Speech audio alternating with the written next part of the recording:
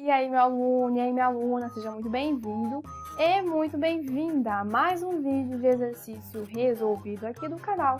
E hoje, o tema do exercício fala sobre as mudanças de estados físicos da matéria, os estados físicos da matéria, tema este que caiu na IFSC, Instituto Federal de Santa Catarina. Então, vamos ver o que o exercício diz para nós.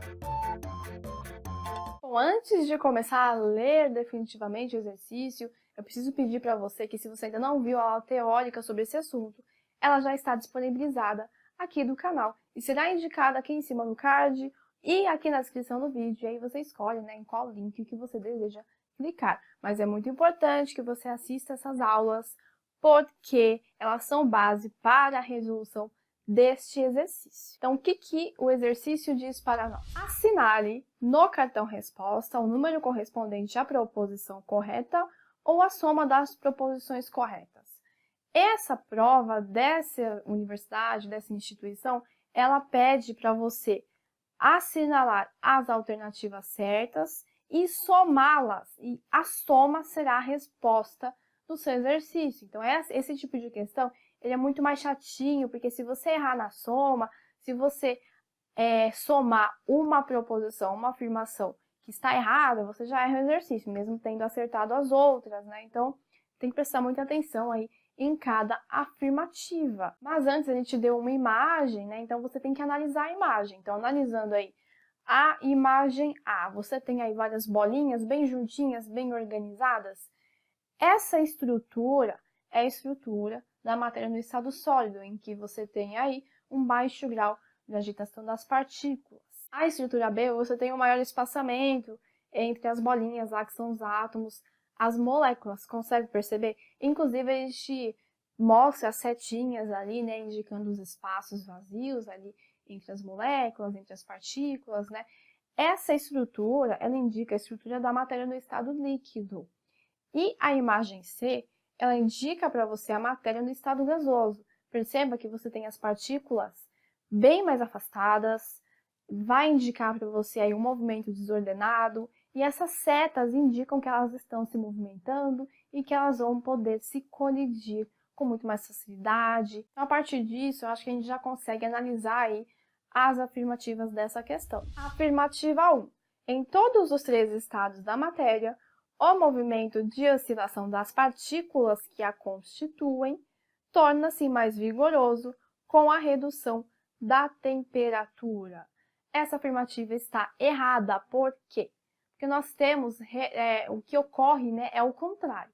Conforme você vai diminuindo a temperatura, o movimento das partículas elas vão diminuindo também, vai tendo um menor grau de agitação, porque a temperatura ela está diretamente relacionada com a movimentação das partículas, com o grau de agitação das partículas. Então, o gás ele tem um movimento bem desordenado, tem uma temperatura alta, portanto, as partículas vão se movimentar aí com muita facilidade. Então, os gases, eles têm a característica de se movimentar com muito mais facilidade, um movimento mais desordenado. Conforme você vai abaixando a temperatura, ele vai passando para o líquido, né, para o estado líquido, ele vai tendo um movimento menor, e para o sólido vai ter um movimento, um grau de agitação das partículas menor ainda. Então, essa alternativa está errada. A alternativa 2.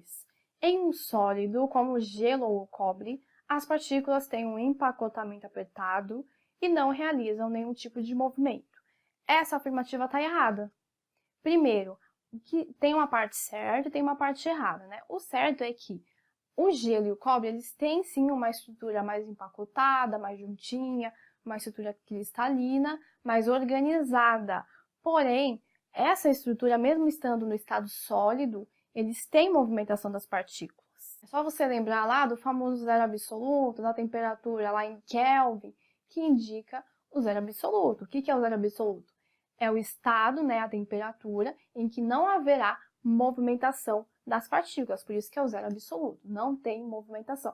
Porém, essa é a única temperatura em que não há movimentação. A matéria no estado sólido que não está nessa temperatura, ela possui sim a agitação das partículas. Por isso que essa afirmativa aí está errada. A afirmativa 4.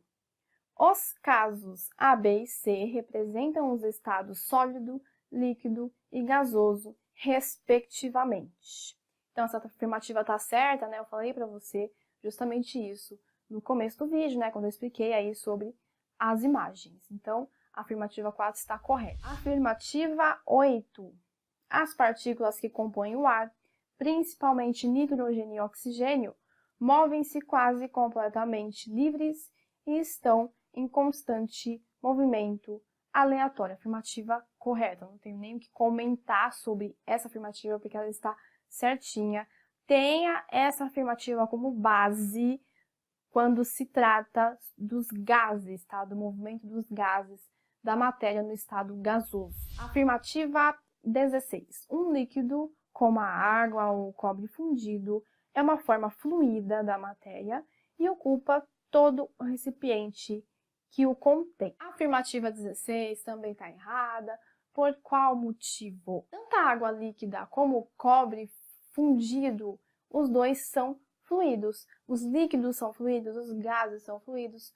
Isso está correto. Porém, quando é exercício de falar para você que eles ocupam todo o formato do recipiente, todo o recipiente em que eles estão contidos, essa parte está errada. Por quê? Quando você pega um líquido, a água, por exemplo, coloca dentro de um copo, o que vai acontecer? Ele vai ocupar ali todo o formato do fundo do recipiente. Você não vai pegar um pouquinho de água assim num copo desse tamanho, vai colocar a água lá, ela vai ocupar todo o espaço, ela vai ocupar só o fundo, aquele formatinho ali do fundo, certo? A mesma coisa vai acontecer com o cobre. Isso é característica da matéria no estado líquido, inclusive isso foi tema de vídeo aqui no canal.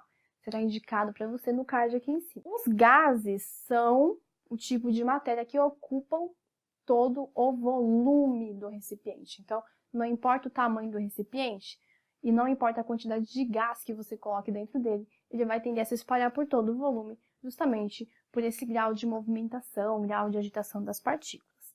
Então, essa afirmativa 16 também está errada. Então, qual que é o gabarito da nossa questão? A soma das afirmativas 4 e 8, que são aí as afirmativas corretas do nosso exercício. Então, espero que você tenha entendido a resolução desse exercício, espero que eu tenha tirado a sua dúvida, mas se ainda ficou alguma dúvida, você já sabe. Comente aqui embaixo, entre em contato comigo nas redes sociais que eu vou te responder. Se você é novo no canal, se você é nova no canal, não deixe de se inscrever, ativar as notificações para receber as próximas notificações das videoaulas e das próximas resoluções de exercício aqui do canal.